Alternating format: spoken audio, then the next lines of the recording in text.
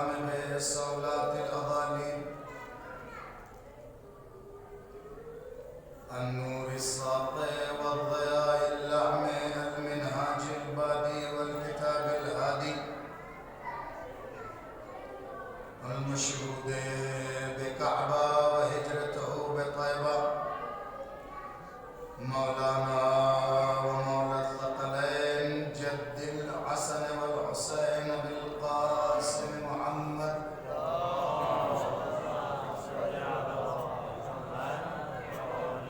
والصلاة والسلام على آله الأطيبين الأطهرين المنتخبين المنتجبين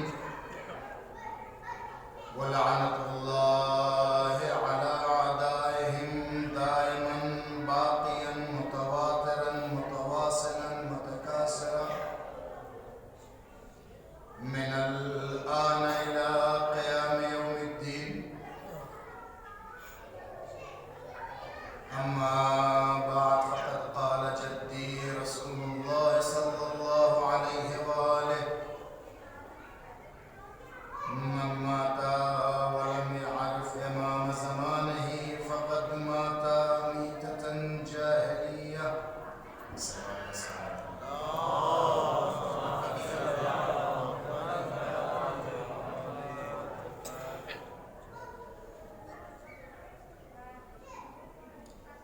صبوان بنت رسول ماتم داران فاطمی غمخاران مادر حسین اللہ کے اس عمل کو قبول فرمائے اور قدم بقدم لمحہ بلمحہ لحظہ بلحظہ اس کا اجر عظیم آپ کا عنایت فرمائے.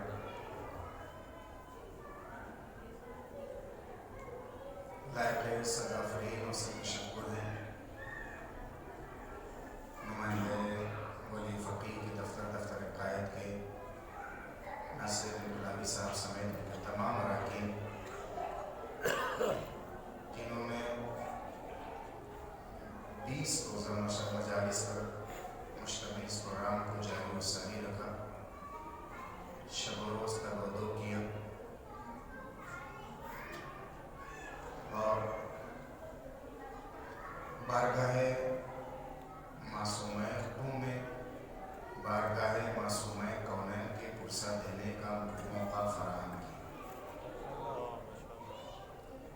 خوش نصیب ہیں وہ لوگ جو محبت آل محمد کا خزانہ اپنے سینوں میں رکھتے ہیں. لائق سلام ہیں وہ لوگ جو در آل محمد پر اپنی پیشانی کو ٹیکتے ہیں. کروڑوں سلام ہوں ان گودیوں پر جن گودیوں میں حسین کے جانباز اور فاطمی مادمدار رہتے ہیں. دنیا کی کوئی بھی اکیڈمی ہو، کوئی بھی سینٹر ہو، کوئی بھی دانشگاہ ہو، یونیورسٹی ہو، کالج ہو، مدرسہ ہو، اسکول ہو، وہاں نصاب کی اور کلاس کی تقسیم بندی ہوتی ہے. نرسری اور LKG سے لے کر کے پھر وہ ہائی ایجوکیشن تک، PhD کی ڈگریوں تک. کبھی ایسا نہیں ہوتا ہے کہ نرسری میں MA سلیبس والا جا کر کے بیٹھ جائے اور کبھی ایسا نہیں ہوتا ہے کہ PhD کی کلاس میں نرسری والا بیٹھ جائے.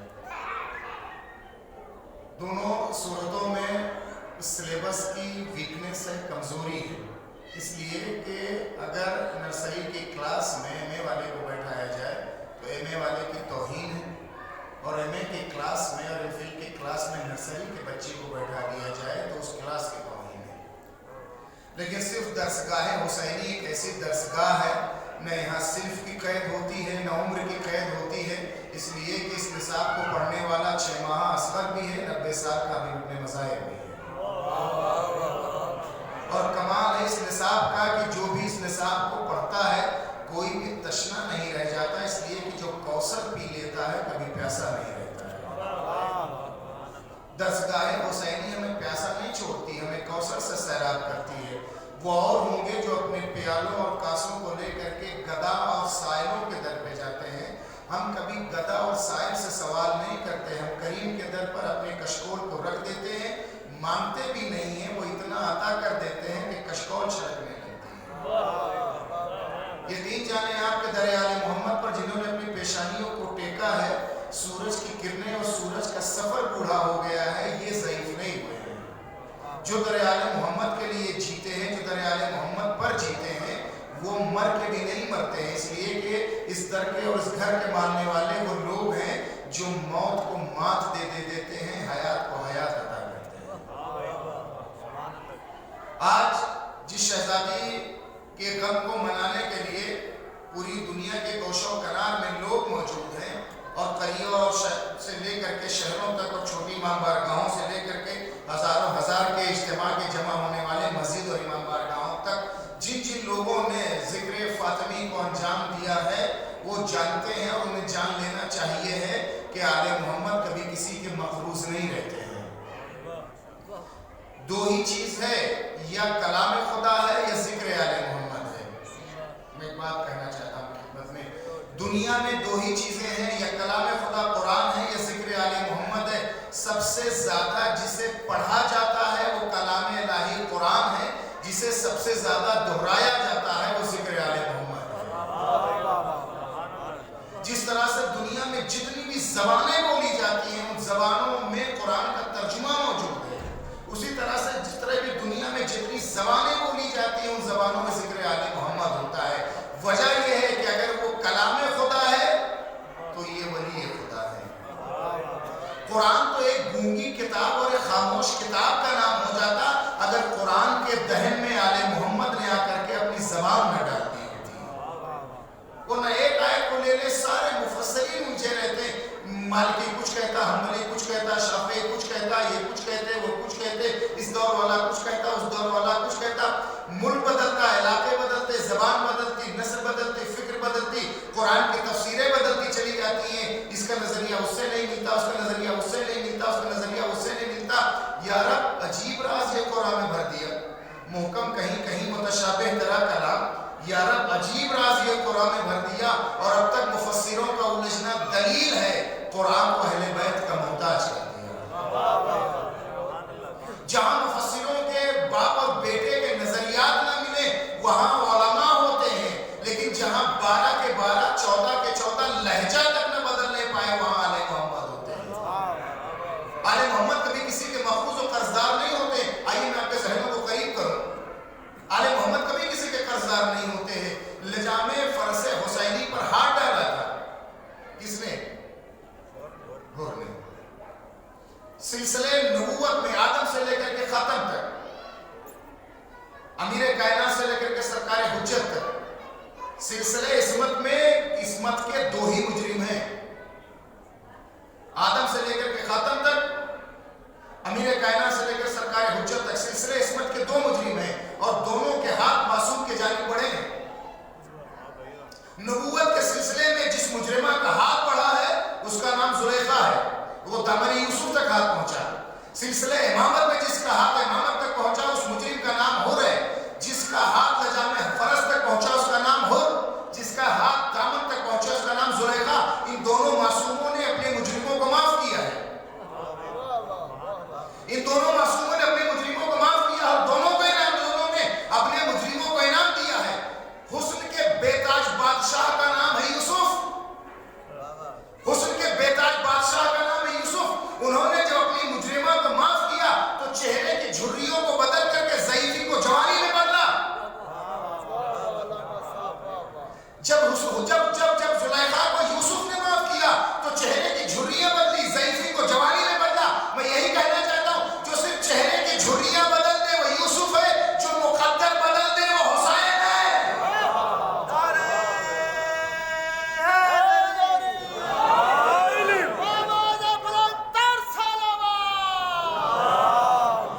جو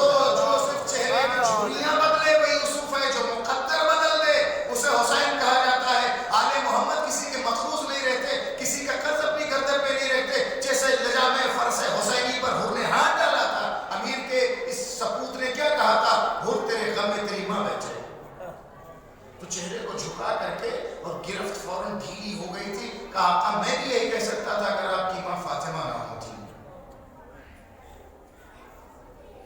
لجام فرس حسینی پر حور نے ہاتھ نہیں ڈالا تھا، مقدر کو مٹا کر کے دروازے جہنم پر دستک دے دیا تھا، لیکن صرف ایک لمحے کے لیے احترام زہرا فکر حر میں آیا، حر جہنم سے جنت کی طرف چلا گیا. اور آل محمد کسی کے مخلوص نہیں رہتے. جس فکر میں حر نے احترام زہرا کیا تھا اسی پیشانی پر حسین نے رومال زہرا باندھ دیا.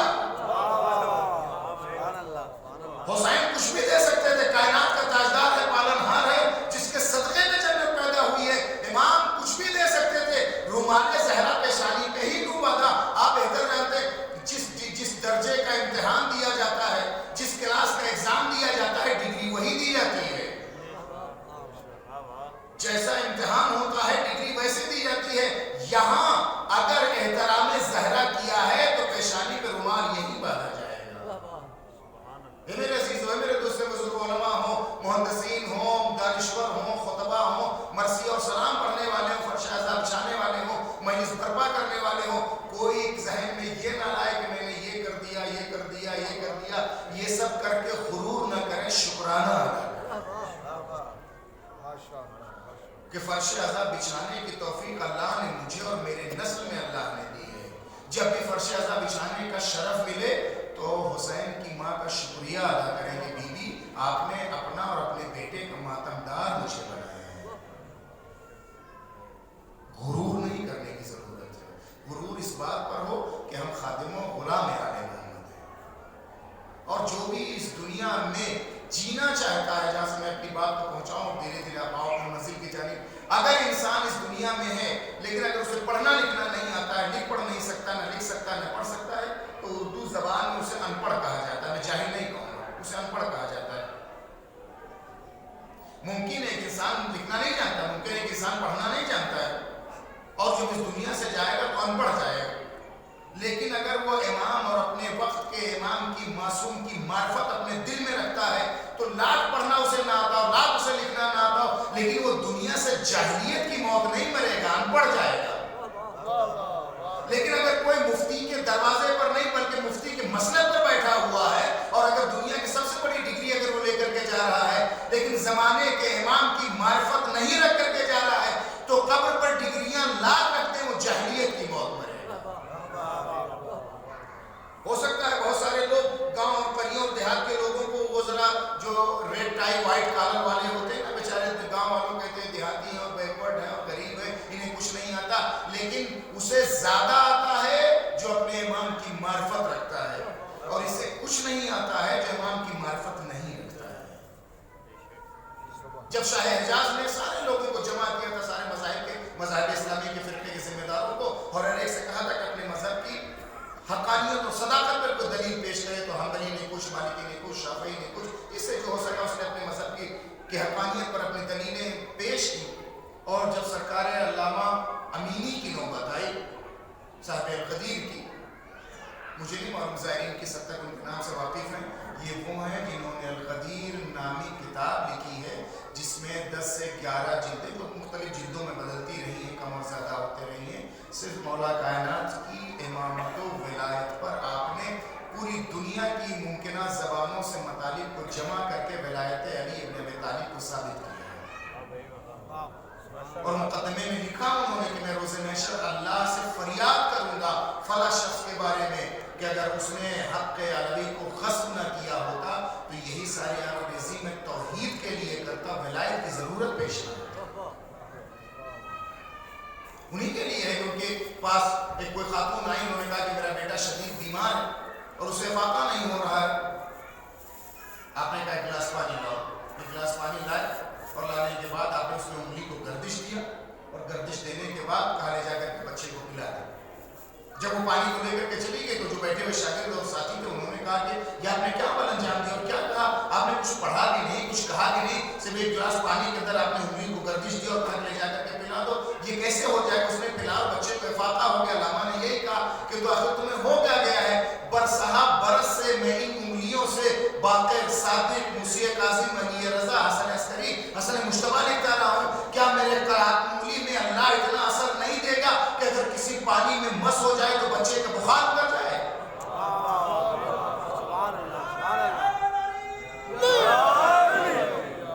جن انگلیوں سے نام انالے محمد کا لکھا جاتا اللہ اسے ایسا صاحب اعجاز بنا دیتا ہے کہ بیماروں کو شفا مل جاتی ہے. جب ان کی نوبت ہے انہوں نے کہا کہ علماء کے درمیان کہ میں نہ کوئی دلیل دینا چاہتا ہوں اور نہ مجھے کوئی علمی کلامی بحث کرنا. میں کہنا چاہتا ہوں کہ دیکھیے جو ستارہ اسٹار آپ نے دیکھا نجوم ستارے, یہ ستارے ٹمٹما کر کے اپنے ہونے کی دلیل دیتے ہیں کہ ہم بھی آسمان پہ ہیں.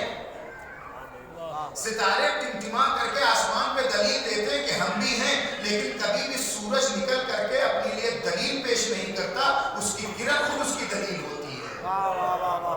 سورج اپنے وجود کی کبھی دلیل اور گواہی نہیں لاتا, خود اس کی کرنیں, اس کی تمازت, اس کی گرمی خود اس کے وجود کی دلیل ہوتی ہے. علامہ نے کہا کہ ایک سوال آپ سے کرنا چاہتا ہوں, دو چیزیں ہیں مرتبط. ایک سوال, پہلا سوال یہ ہے کہ کیا مادر عیسیٰ حضرت مریم معصومہ تھی؟ سب نے کہا کہ ہاں. اسی سے ملا ہوا میرا سوال یہی ہے, سوال کا آدھا جزیہ تو دوسرا جزیہ ہے سوال کا کہ کیا فاطمہ بنت محمد صلی اللہ علیہ وآلہ وسلم معصومہ تھی؟ میں اکثر کہا کرتا ہوں خدیری لفظ سے قالوا بلا, سب نے کہا کہ ہاں بالکل معصومہ تھی.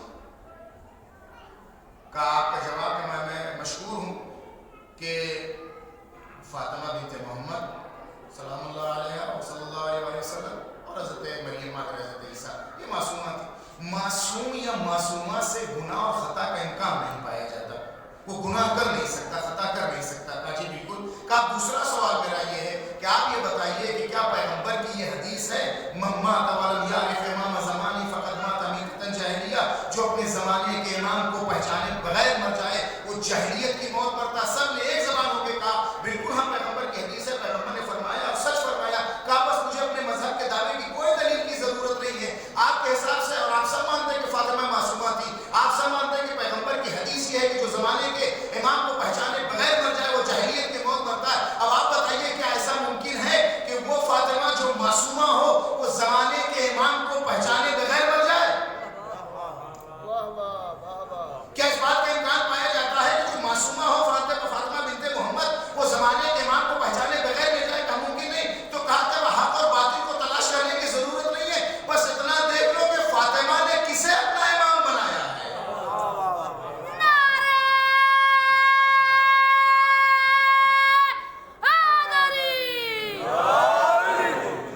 جسے شہزادی نے اپنا امام مانا ہے, جسے اپنا پیشوا مانا, جسے اپنا ہادی مانا ہے, اس لیے کہ یہ معصومہ ہے.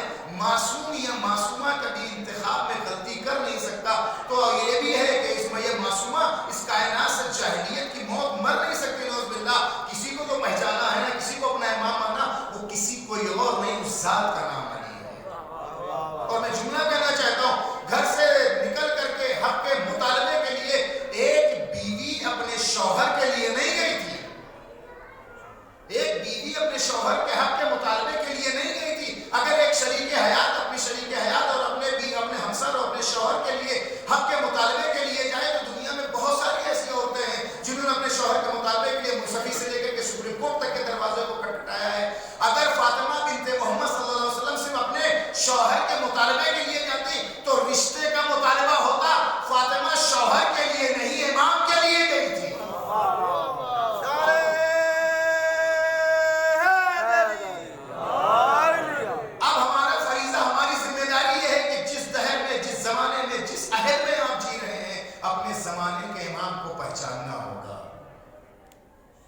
سچ بتائیں آپ, صبح کے بعد, ظہرین کے بعد, مغربین کے بعد صرف انگلیوں کے اشارے سے السلام علیکم صاحب زمان اور پوری زیارت کو پڑھ دینے کا نام معرفت نہیں ہے. صرف زیارت کے پڑھ دینے کا نام امام وقت کی معرفت نہیں ہے, بلکہ جس طرح سے آپ اپنی جان چھڑکتے ہیں امیر کائنات کے نام پر, حسنین کریمین شریفین کے نام پر, امامت کے سارے سلسلوں پر, اسی طرح سے بالکل بے نہیں واجب ہے کہ امام وقت کی معرفت ہو آپ کو. 24 گھنٹے میں کتنا لمحہ, کتنے سیکنڈز آپ اپنے امام وقت سے آپ کے دل کا تار جھکتا ہے. جب بھی صدقات نکالنا ہوتے تو اپنی اور اپنے, چونکہ میں اپنے زائرین کا احباب کے علماء سے معذرت کے ساتھ اور میں اپنے نفس کو کہنا چاہتا ہوں, جب بھی سفر پہ نکلنے لگتے ہیں تو جو صدقہ نکال پہلے یا ساتھ یا اس کے ہمراہ کتنی بار سرکار حجت کے سامنے آپ نے خیال ظاہر کیا ہے کہ یوسف زہرا کی سلامتی کے لیے ہے؟ شادیوں کے جب کارڈ بنائے جاتے ہیں تو کسی امیر کا نام چھٹنے نہیں پاتا، کسی امیر اور غریب کا نام لکھا نہیں جاتا، دور دور کے رشتہ داروں کا نام سوچ سوچ کے پوچھ پوچھ کے لسٹ بنائی جاتی ہے۔ سچ بتائیں سب سے پہلا نام یا آخر میں یاد تک کبھی ایسا ہوا کہ آپ نے کسی اپنی بیٹی یا بیٹے یا بھائی یا عزیز یا کسی قریبی کی کوئی بھی آپ کی خوشی آپ نے کارڈ اور جو آپ نے چھپوایا ہو اس پر آپ نے امام زمانہ کا نام لکھ کر کے عریضے کے علاوہ کارڈ بھی آپ نے ڈالا ہو؟ ہاں مشکلات پریشانیاں جب آتی تو یا صاحب زمان یا صاحبہ زمان یا امام زمانہ، یہ تو مشکل کشا کا بیٹا اور پوتا ہے تو مدد کے لیے آئے گا ہی، صرف غموں میں نہیں خوشیوں میں بھی اپنے امام وقت کو یاد کرو۔ میں چونکہ اس منبر حرم سے بول رہا ہوں، میری ذمہ داری یہ ہے کہ میں آپ تک وہ پیغام پہنچاؤں۔ میں نے جملہ کہا تو پھر کہنا چاہتا ہوں، مجلس اہل بیت انجوائے کے لیے نہیں ہے، یہ درسگاہ ہے۔ مجمع کے ہر کونے سے یہاں سے وہاں سے نعروں پہ نعرے لگائے جائے، اس کے بعد جب باہر نکلے تو یہی نہ پتا چلے کہ خطیب نے پڑھا کیا ہے اور کہا کیا ہے۔ انجوائے تو خوب کیا، کوئی مطلب لے کر کے نہیں جاتے ہیں۔ مجلس حسین ذہنی عیاشی کے لیے نہیں، فکر کی تربیت کے لیے ہے۔ آپ یہاں آئے ہیں، یہاں آنے کے بعد حرم میں صحن میں نے اس بات کو کئی جگہ کہا تھا، کل کی مجلس میں بھی اس کا تذکرہ ہم نے کیا تھا۔ ابھی جب آپ یہاں سے لوٹیں گے حرم معصومہ کی زری کے پاس، زری کے باہر کی صحن کی، شاہ خراسان کے حرم کے پاس، زری کے بعد زری کے باہر کی ساری تصویریں آپ تو آپ آن لائن اپڈیٹ کرتے رہتے، فوراً سینڈ کرتے رہتے، تصویروں کو جمع کر کے عزیز و اقارب کو دکھانے کے لیے جائیں گے کہ میں حرم میں گیا تھا، زری کی تصویر، یہ صحن کی تصویر، یہ دسترخوان کی تصویر، یہ لنگر کی تصویر، یہ ساری تصویریں آپ کس لیے دکھائیں گے؟ اس لیے نا کہ آپ کن گئے ہیں، مشہد گئے، کربلا گئے ہیں، کاظمین گئے، سامرا گئے۔ اے میرے دوستو، زیارت سے لوٹنے کے بعد آپ کے ثبوت زیارت کے لیے تصویر نہیں، کردار بتائے کہ کربلا سے لوٹے ہیں۔ میں اپنی ماں بہنوں سے پیغام کہنا چاہتا ہوں، یہاں سے لوٹنے کے بعد اپنے سسرالی زندگی میں، اپنے گھریلو زندگی میں، جو بھی رشتے میں آپ کے ساتھ جاتے ہیں، آپ کا برتاؤ اگر بدلا ہے تو سمجھ لیں فاطمہ معصومہ کی زیارت ہوئی ہے، اور اگر برتاؤ نہیں ہوا ہے تو ایک چور ہوا ہے، زیارت نہیں ہوئی ہے۔ میں اپنے بھائیوں سے بھی کہنا چاہتا ہوں کہ کربلا سے لے کر کے شاہ خراسان کی زیارت کرنے کے بعد اگر فیملی میں تبدیلی آئی ہے، اپنی شریک حیات، اپنی بھائی بہن اور اپنی زندگی کی زمان، اپنی زوجہ کے ساتھ تبدیلی آئی ہے، تو سمجھ جائیں کہ کریم کے در سے کچھ ملا ہے۔ جب آپ جائیں اور اپنے آفس میں جائیں، اپنے کلیگ کے ساتھ رہیں، جن کسی لوگوں کے ساتھ رہیں، وہ فیل کرے کہ یو آر چینج۔ پوچھے ہوا کیا تو آپ اسے بتائیں میں شاہ خراسان سے مل کے آیا ہوں، اسے بتائیں میں شہنشاہ کربلا سے مل کر کے آیا ہوں۔ اپنا ہو تو کربلا کے لیے تیار ہو جائے، پرایا ہو تو اس کا دل کربلا کے لیے نرم ہو جائے۔ محبت آل محمد دعوے کا نام نہیں، دلیل کا نام ہے، اور دلیل نام ہے عمل کا۔ میں اپنی بات کو سمیٹوں، چونکہ وقت کافی ہو چکا ہے، زائرین دن بھر کے جلوس کے بعد تھکے ہوئے ہیں، میں معافی چاہتا ہوں۔ جناب مقداد کے لیے یہ ہے کہ ہمیشہ امیر کائنات کی بارگاہ میں رہتے تھے اور ہمیشہ ہاتھ تلوار کے قبضے پہ رہتا تھا، امیر کائنات کے چہرے کے اشارے پر منتظر رہتے تھے کہ مولا انہی دنوں کے لیے، مولا آپ اشارہ کریے، آپ کے حق کا مطالبہ کر لیں گے، لیکن اشارے کے منتظر رہتے تھے۔ مقداد اصل مولائی وہ ہے جو جذبات سے فیصلہ نہ کرے، مولا کے حکم کا منتظر رہے۔ ورنہ اب تو ماشاء اللہ کیا کہوں، نوز باللہ، اور اللہ ایسی فکروں کی اصلاح کرے اگر قابل اصلاح ہے، نہیں تو دنیا سے انہیں اٹھا لے، ذرا سا ان کو اپنے حساب سے جذباتی بنے تو یہاں تک تو یہ دعویٰ کرنے لگتے ہیں۔ میرا خیال یہ کہتا، میں یہ سمجھتا ہوں مجتہد کون ہوتا ہے، مجتہد کا کیا معنی ہوتا ہے، اس کا کیا فتویٰ ہوتا ہے۔ اگر آپ جا رہے ہیں بازار سے، آپ گزر رہے ہیں، سبزی تول رہے ہیں، آلو بیچ رہے ہیں، ہل چلا رہے ہیں، ارے سنا کا کیا ہوا، کہا فلاں صاحب کا ہے، فلاں کا تو نیا فتویٰ آیا ہے، میری جانب دیکھیں۔ ابھی سبزی تول رہے ہیں، آلو تول رہے ہیں، سنا کا کیا ہوا، کہا کہ ان کا نیا فتویٰ آیا ہے، کہا کہ کیسا فتویٰ ہے، میرے سمجھ میں نہیں آیا۔ اب ان کو کون بتاتے؟ میاں اگر تمہارے سمجھ میں آ جاتا تو تم مجتہد ہوتے، آلو نہ بیچتے۔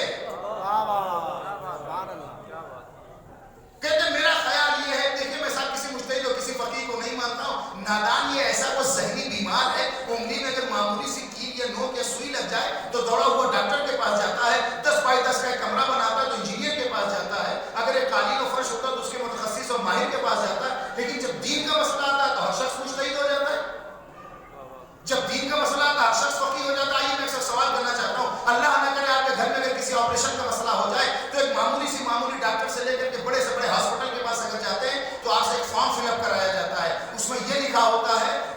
آپ ایگری ہو جائیے کہ بٹوین آپریشن یا آفٹر آپریشن اگر یہ آپ کا مریض مر گیا یا مریض کا کوئی حصہ اس کا ضائع ہو گیا، یہ نابینا ہو گیا، مفلوج ہو گیا، تو ڈاکٹر اور ڈاکٹر کی ٹیم اس کی ذمہ داری نہیں لیتی ہے.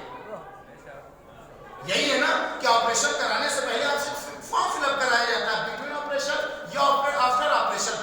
آپریشن کے درمیان یا آپریشن کے بعد اگر یہ آپ کا مریض دنیا سے اس پاس ہوئے، اگر یہ مر گیا تو یا اس کا جسم کا کوئی حصہ اگر ناقص ہو گیا تو ایک ڈاکٹر کی ٹیم اس بات کی کوئی ضمانت نہیں لیتی. اے میرے دوستو، گاؤں کے معمولی ڈاکٹر سے لے کے بوفیلو ہاسپٹل کے ایم ڈی تک کوئی بھی آپریشن کی ذمہ داری نہیں لیتے. یا مر جائے یا جسم ناقص ہو جائے، جب جسم کے ڈاکٹر کوئی آپریشن کرتے ہیں تو کسی بھی نقص کی ذمہ داری نہیں لیتے. لیکن یہ طبیب روح ہے، توضیح مسائل لکھتے ہیں، عمل تم کرو، ذمہ داری ہم لیتے ہیں.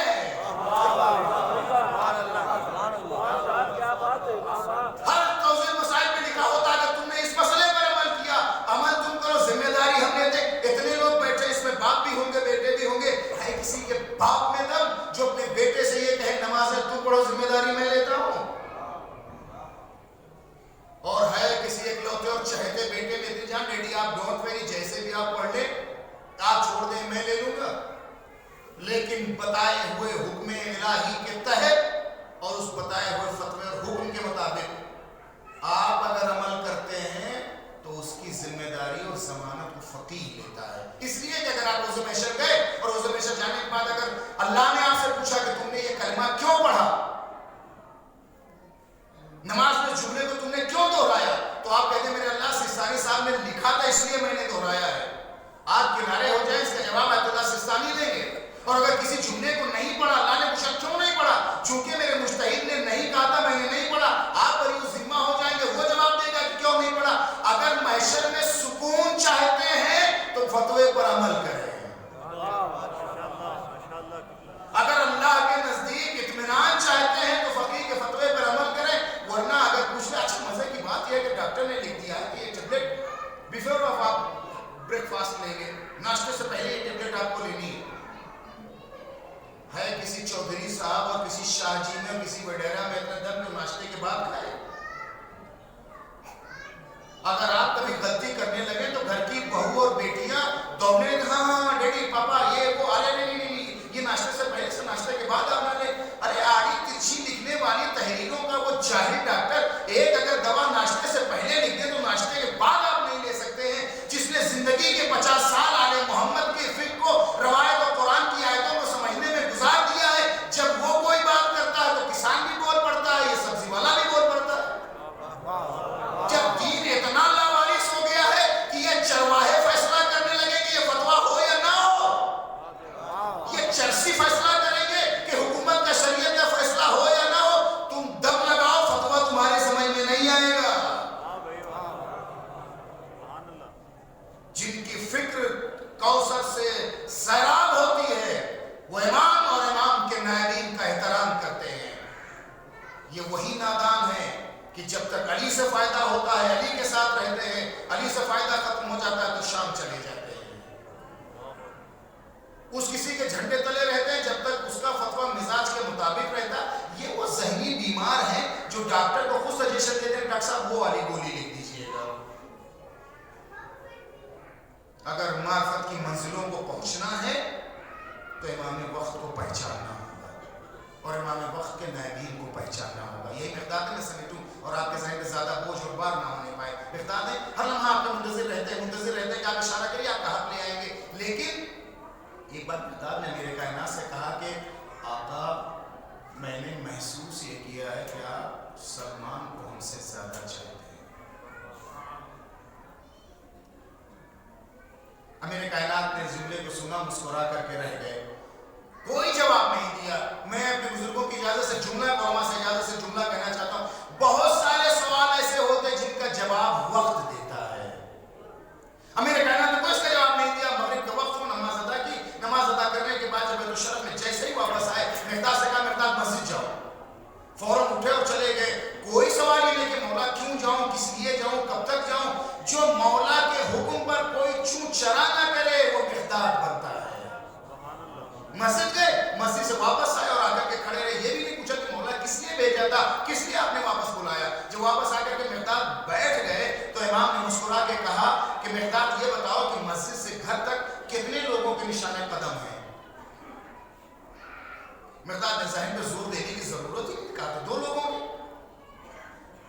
اور کس کے کہا؟ آپ کے اور میرے۔ کہ مسجد سے نکل کے گھر تک آئے کتنے لوگ ہیں؟ کہا 3 لوگ۔ کہا کون؟ کہا آپ، سلمان اور ہم۔ مسجد سے نکل کے آئے کتنے لوگ؟ 3، سلمان، آپ اور ہم۔ نشان قدم کس کے؟ آپ اور میرے۔ علی نے مسکرا کے یہی کہا مقداد جہاں جہاں میں نے قدم رکھا ہے سلمان نے وہی رکھا ہے۔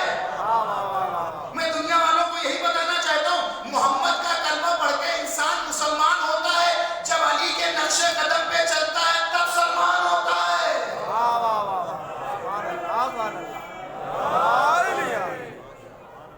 نبوت کا پیچھا کرنے والے اور ہوں گے، علی کے نقش قدم پہ چلنے والا سلمان ہے۔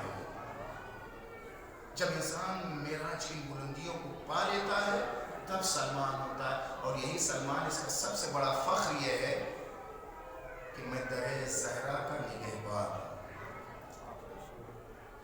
میں پاسبان در فاطمہ ہوں،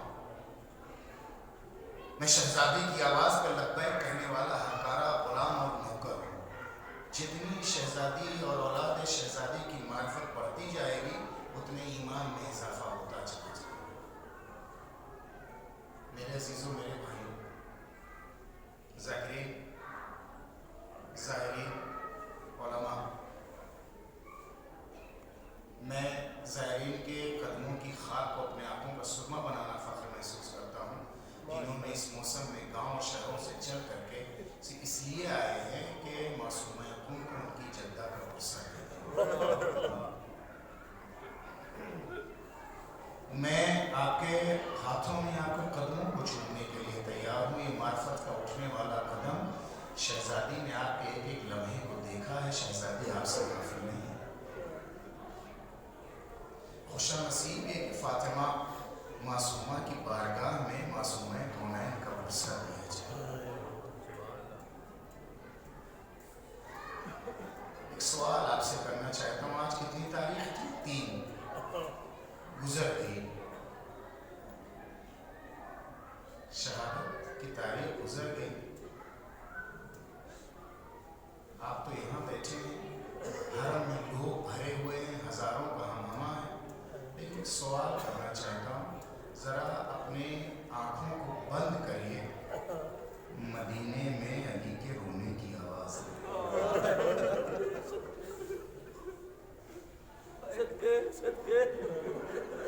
مولا تیری تنہائی پر قربان آقا۔ مولا کائنات ایک بار شہزادی کی بارگاہ میں آئے، بیوی نے بیماری کے حالت میں بھی پوچھا، میرے مومنین میں نے یہ سنا ہے کہ لوگ آپ کو سلام نہیں کرتے۔ میرا مولا رو پڑا، بنت رسول میں سلام کرتا ہوں لوگ جواب نہیں دیتے۔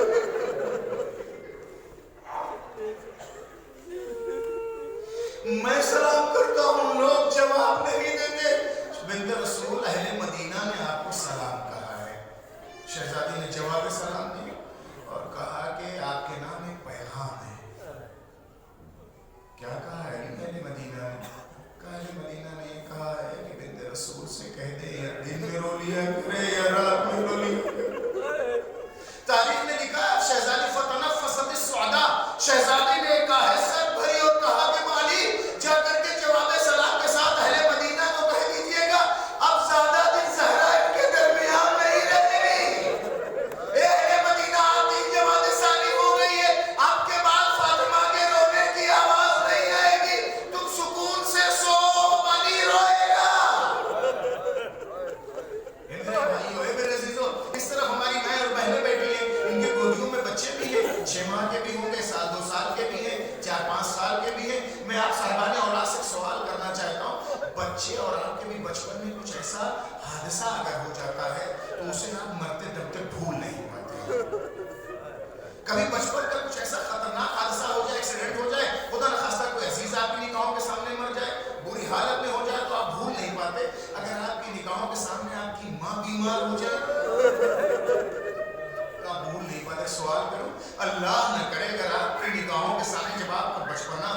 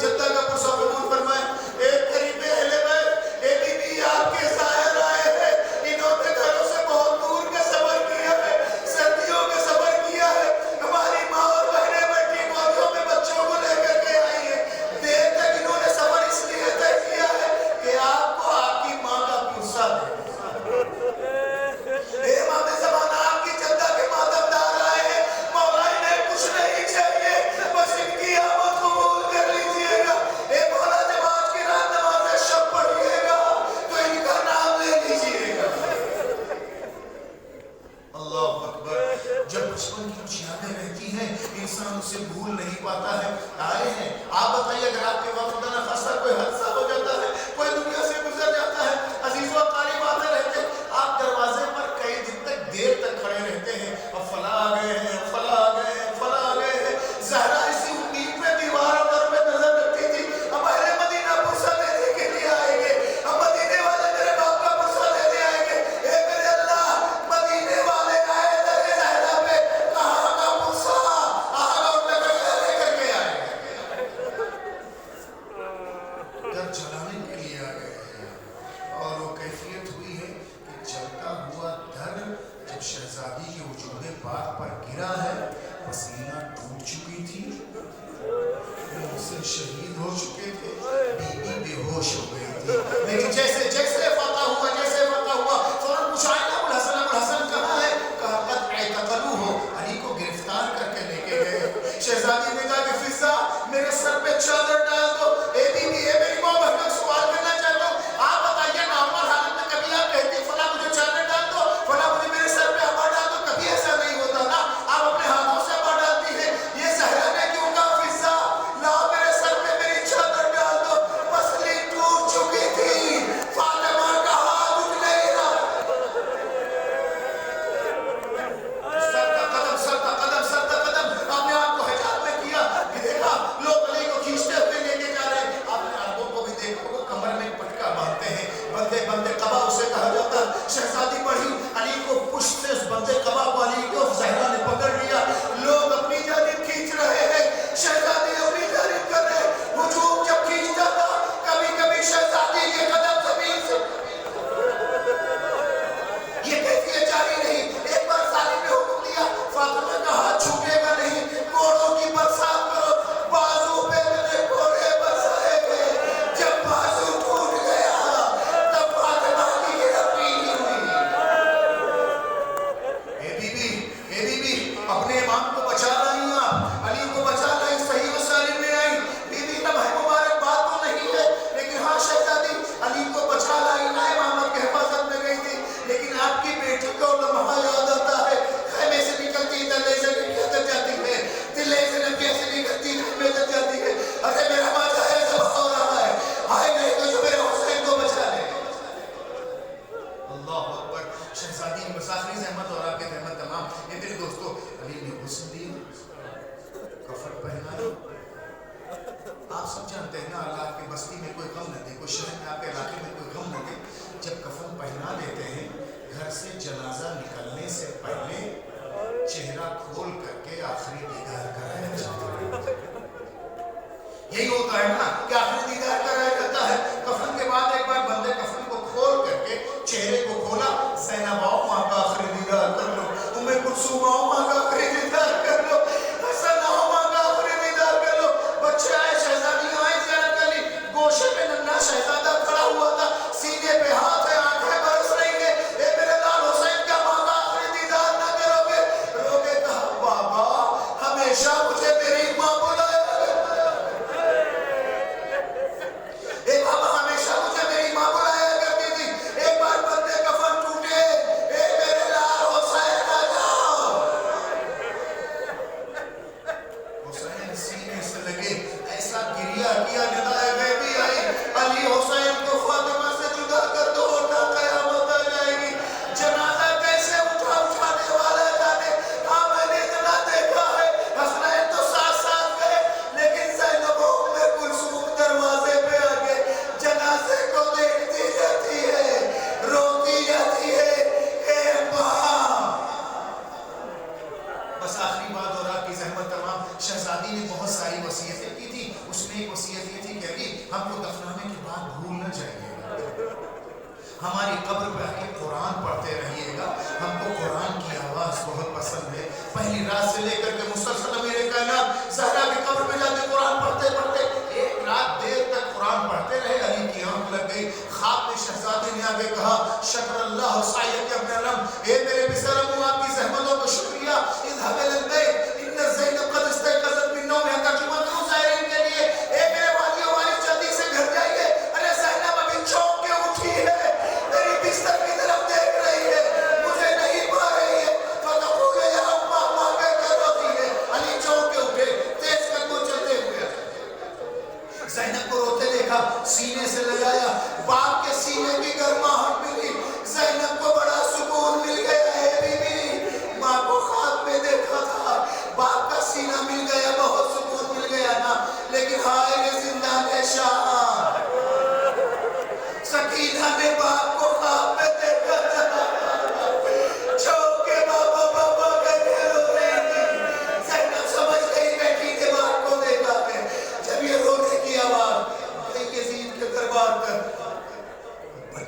بچپن میں یتیم ہو جاتے ہیں تو ماں اور باپ کی تصویروں کو چھپا دیا جاتا ہے، کہیں بچے پوچھ نہ لے، سکینہ